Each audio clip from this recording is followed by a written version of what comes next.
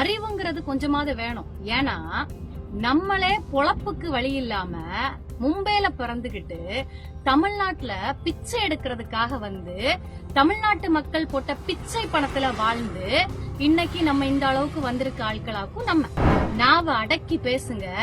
இல்லன்னு வச்சுக்கோங்களேன், திரும்ப மும்பைக்கு இப்படிங்கிறதுக்குள்ளாடி அனுப்பி விட்டுருவோம். அப்ப உங்களுக்கு வந்து அது ரத்தம், எங்களுக்கு வந்து அது தக்காளி சட்னியா? இல்ல நான் தெரியாம கேக்குறேன். எங்கிறது இதெல்லாம் நீங்க பழகிட்டு வரீங்கன்னே புரியலையே.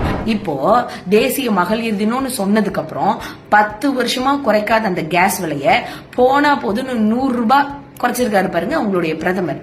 இதுதான் பிச்சை. உள்ளூர் செய்திகள் உங்கள் விரல் நுனியில் படிக்க பார்க்க பரவசப்படுத்துகிறது king 24x7 app. Download king 24x7. வணக்கம் குஷ்பு மேடம். நேத்தைக்கு ஒரு வீடியோ பார்த்திருந்தேன். அதுல நீங்க வந்து தமிழ்நாட்டு முதலமைச்சர் கொடுக்கக்கூடிய உரிமை தொகையை வந்து பிச்சை காசு அப்படின்னு பேசியிருந்தீங்க. சரி, இந்த ஊர்ல யார் என்ன பேசுறதுங்கிற விவஸ்தை வேண்டாமா? அறிவுங்கிறது கொஞ்சமாவது வேணும். ஏன்னா நம்மளே பொழப்புக்கு வழி இல்லாம மும்பைல பிறந்துகிட்டு தமிழ்நாட்டுல பிச்சை எடுக்கிறதுக்காக வந்து தமிழ்நாட்டு மக்கள் போட்ட பிச்சை பணத்துல வாழ்ந்து இன்னைக்கு நம்ம இந்த அளவுக்கு வந்திருக்க ஆட்களாக்கும் நம்ம.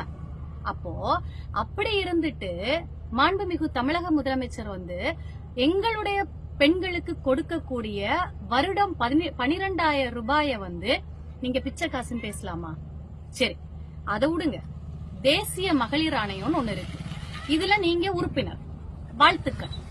ஆனா இதுல இருந்துட்டு நாட்டுல எத்தனையோ பிரச்சனை நடந்துச்சு. ஒரே ஒரு வார்த்தையாவது இந்த பெண்களுக்கு எதிராக அத்தனை போராட்டங்கள், அத்தனை பிரச்சனைகள் நடந்த போது ஒரு வார்த்தை வாதறது பேசுனீங்களா? ஏன்? நீங்க சார்ந்திருக்க கட்சி உங்களுக்கு கொடுத்துட்டு இருக்க பிச்சை காசை நிறுத்தி விடும் அப்படிங்கறதுனாலயா? சரி, ஒரு கொள்கை கிடையாது, ஒரு கோட்பாடு கிடையாது, ஒரு நீதி ஒண்ணுமே நமக்கு கிடையாது. ஏன்னா நம்ம இன்னைக்கு இருக்கிறதே 4வது கட்சியோ 3வது கட்சியோ, நாளைக்கு நம்ம எந்த கட்சியில இருப்போம் தெரியாது. ஏன் தெரியுமா? நமக்கு அவன் போடுற பிச்சை காசு தான் ரொம்ப முக்கியம். அதனால நமக்கு அந்த பிச்சை காசை விட நம்முடைய கொள்கையோ கோட்பாடுகளோ ஒன்னும் நமக்கு முக்கியம் கிடையாது. என்ன இப்போ நமக்கு ஒரு பதவி இருக்குதா? நாட்டுல என்ன வேணா நடக்கட்டும், நம்ம என்ன வேணாலும் பேசலாம். நமக்கு தேவை பிச்சை காசு. அப்போ இப்படி பிச்சை காசு எடுத்து பிளப்பு நடத்தி கொண்டிருக்கும் நீங்கள் உங்களை மாதிரியே நினைச்சுக்கிட்டு அடுத்த பெண்களை பேசக்கூடாது. ஏன்னா தமிழ்நாட்டில் பிறக்காத, மும்பைல பிறந்து தமிழ்நாட்டில் பிச்சை எடுக்க வந்த உங்களுக்கு தமிழ்நாட்டிலுடைய பெண்களுடைய வீரமோ மானமோ எவ்வளவுங்கிறது உங்களுக்கு தெரியாது. நாவடக்கம் என்பது மிக முக்கியமான ஒன்று. நாவ அடக்கி பேசுங்க. இல்லன்னு வச்சுக்கோங்களேன், திரும்ப மும்பைக்கு இப்படிங்கிறதுக்குள்ளாடி அனுப்பி விட்டுருவோம். நன்றி.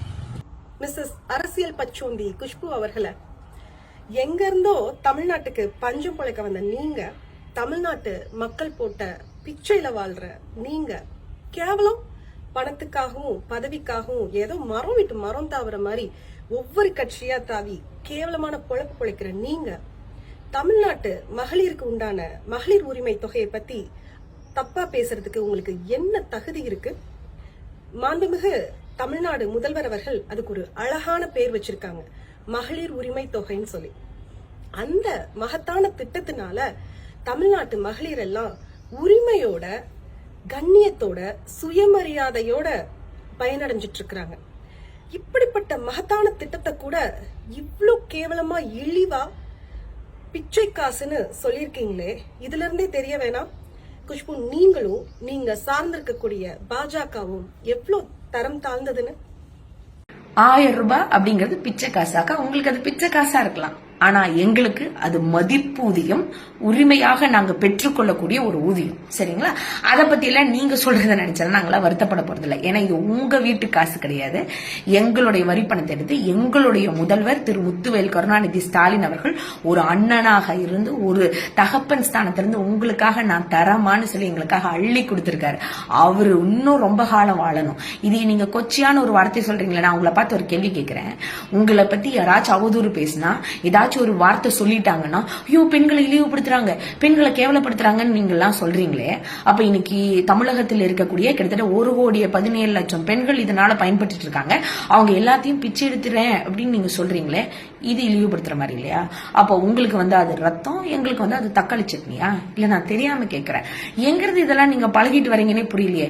எவ்வளவு ஒரு நல்ல ஒரு திட்டத்தை யோசிச்சு பெண்கள் ரொம்ப கஷ்டப்படுறாங்க, அவங்களுடைய நிலைப்பாட்டை அவங்க உணரணும், அவங்களுக்கான ஒரு சுமையை, அதாவது அவங்களுக்கான அந்த உரிமையை கொடுக்கணும், அவங்களோட சுமையிலிருந்து ஒரு பகுதியினாச்சும் என்னால முடிஞ்ச அளவுக்கு கம்மி பண்ணணும்னு சொல்லி ரொம்ப நிதி பற்றாக்குறை இருந்த போதிலும் ஆட்சிக்கு வந்து 2 வருஷம் கழிச்சு இதற்கான சரியான வரைமுறைகளை வகுத்து இனி வரக்கூடிய 2024-25 பட்ஜெட்ல இதுக்காக தனி தொகையவே ஒதுக்கி வச்சு ஆக சிறந்த ஒரு செயல்பாட்டை செஞ்சுட்டு இருக்கக்கூடிய அரசு தான் இந்த திராவிட மாடல் ஆட்சி.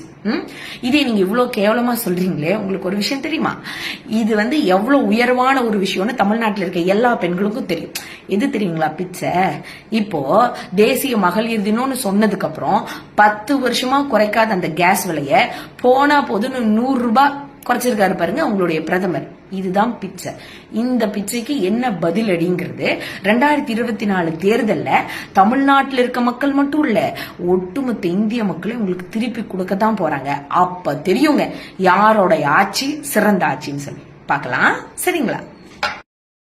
வணக்கம் மேடம், குஷ்பு மேடம், வணக்கம். நல்லா இருக்கீங்களா? நல்லா தான் இருப்பீங்க. ஏன்னா இது தமிழ்நாட்டுல எல்லாம் இருக்கீங்க நீங்க, அதனால கட்டாயமா நல்லா தான் இருப்பீங்க. என்ன சொன்னீங்க? உரிமை தொகை வந்து பிச்சை காசா? அம்மாடி, ஏன்னா நீங்க வந்து உங்களுக்கு 1000 ரூபாங்கிறது பெரிய காசெல்லாம் இல்ல. நான்லாம் உரிமை தொகை வாங்கிட்டு இருக்கேன். இந்த உரிமை தொகை வாங்கி நான் இன்னைக்கு ஒரு 5 கோழி வாங்கி விட்டுருக்கேன். இந்த கோழினால நான் இதை பெருக்கி நான் வந்து இதனால நான் வந்து கட்டாயமா ஒரு பொருளாதாரத்துல இன்னும் நான் முன்னேறுவேன். இதுக்கெல்லாம் வழிவகை செய்யறவர் தான் தமிழ்நாட்டு முதலமைச்சர். பெண்கள் வந்து பொருளாதாரத்துல முன்னேறணும்னு. ஆனா உங்களுக்கு இது பிச்சை காசா தெரியுதுமா? ஏன்னா நீங்க தமிழ்நாட்டுல வந்து நடிச்சுட்டு கோடி கோடியா சொத்து சேர்த்து சொகுசா வாழ்ந்துட்டு இருக்கிறவங்களுக்கு இது பிச்சை காசாதாம தெரியும். கட்டாயமா நீங்க 1000 ரூபாய்லாம் டிப்ஸா கூட கொடுக்கறதுக்கு வாய்ப்பு உண்டுன்னு எங்களுக்கு நல்லாவே தெரியும். உங்களுக்கு இது பிச்சை காசு தான், எங்களுக்கு இது பெரிய காசு. தமிழ்நாட்டில் உள்ள ஒவ்வொரு பெண்களுக்கும் பேச தெரியாதுன்னு நினைச்சிட்டு இருக்காதீங்க. ஒவ்வொரு முறையும் நீங்க வந்து பெண்களை அவதூறா பேசிட்டு இருக்கீங்க. இது பெரிய தப்புமா. இந்த மாதிரி எல்லாம் பேசிட்டு இருக்காதீங்க. எங்களுக்கும் பேச தெரியும். நாங்க மரியாதை நிறைந்தவர்களா பேசுறோம். உங்கள்கிட்ட ஒரு மரியாதை கூட நாங்க உங்களை குறைச்சி பேசவே இல்லை. ஆனா நீங்க ஒட்டுமொத்த தமிழ்நாட்டு பெண்களையும் மரியாதை குறைவாகவும் அவர்களுடைய தரத்தை வந்து ரொம்ப கீழ்த்தரமாவும் நீங்க பேசிட்டு இருக்கீங்க. இது ரொம்ப தப்பு. நீங்க இருக்கிறது தமிழ்நாட்டுல. உள்ளூர் செய்திகள் உங்கள் விரல் நுனியில். 200 கோடி பார்வையாளர்களை கடந்து கிங் 24x7 ஊடகம் செய்தி, பொழுதுபோக்கு, உடல் நலம், தன்னம்பிக்கை, வேலை வாய்ப்பு, சினிமா செய்திகளை படிக்கவும் பார்க்கவும் பரவசப்படுத்தவும் ஒருங்கிணைந்த செயலியை அறிமுகப்படுத்துகிறது. Download king 24x7.